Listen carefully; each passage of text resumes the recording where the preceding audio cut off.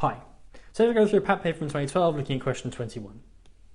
Okay, so the first part of 21 says a meteor of mass m is on a circular orbit of radius r around the Earth, where r is greater than twice the radius of the Earth.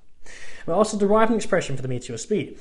Okay, so we have the meteor moving in a circular orbit. So what does that mean? Well, if it's moving in a circular orbit, there must be a centripetal force of some sort.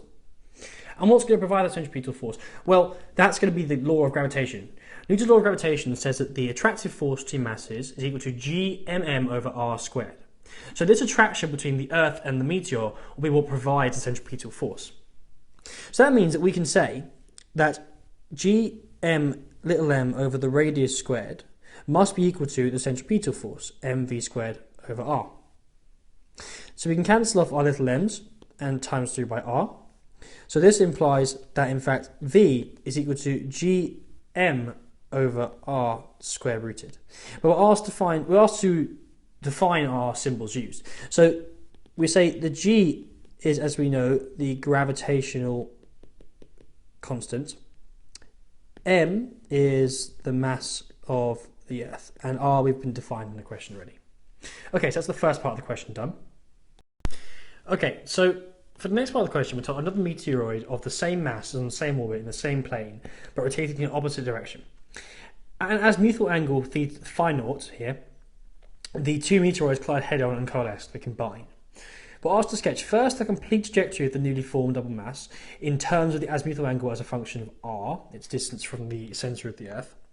Then we're told to sketch also its kinetic energy and expected meteoroid surface temperature as a function of r, and give a very brief explanation for why you expect the temperature to depend on r this way. But we're told for r less than 2 re, twice the radius of the Earth, we cannot ignore atmospheric. Atmosphere can't be neglected.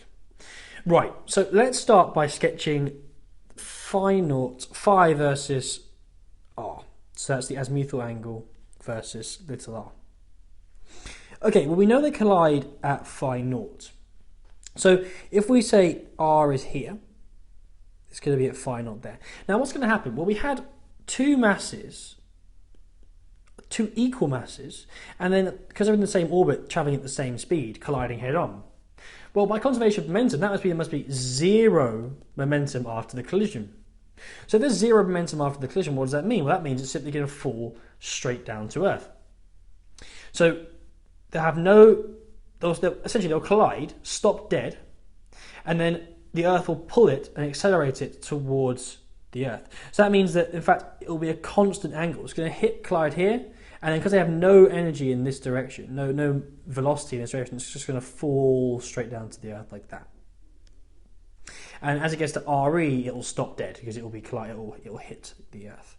So that's RE. So we're just simply going to have a straight line like this. Okay, so what's next? Well, now they want us to sketch the kinetic energy. Okay. So kinetic energy as a function of little r.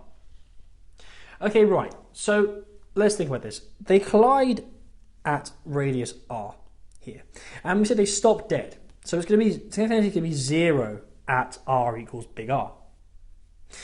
They're then going to fall towards Earth. Now we're told that at 2 re we can no longer neglect air resistance. Now, the change in kinetic energy will be equal to the change in gravitational potential energy. And we know that gravitational potential energy is equal to minus gmm over r, i.e. the change in kinetic energy is proportional to 1 over r. So when we can ignore the Earth's atmosphere, we're going to have up to here, up to this point. So imagine we're decreasing, we're looking at r going this way, we're looking at r decreasing, r falling from here to here. So we start here at 0, and it's going to be proportional to 1 over r as we get towards 2 re. So that's simply going to be a curve like this. But then when we reach the Earth's atmosphere, we can no longer neglect air resistance. So we're going to have a terminal velocity reached. So we're going to have it coming up and flattening off like so. And then it will collide with the Earth and have a kinetic energy of 0, like that. Okay, now finally, we need to sketch temperature against little r and provide reasoning for this. Okay, well, when we're at a radius of big R down to 2re, we are outside the Earth's atmosphere.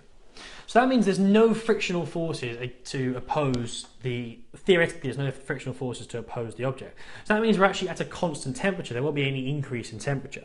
So whatever the temperature was at the collision is going to remain constant for the entirety of this section.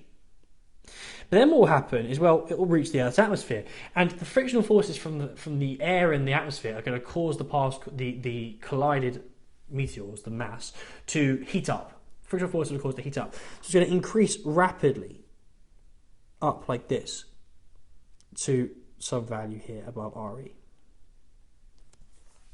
So our explanation for this is there's no heating outside of the Earth's atmosphere. And that would be our three sketches. So we have here our temperature versus little r, kinetic energy versus little r, and azimuthal angle versus little r.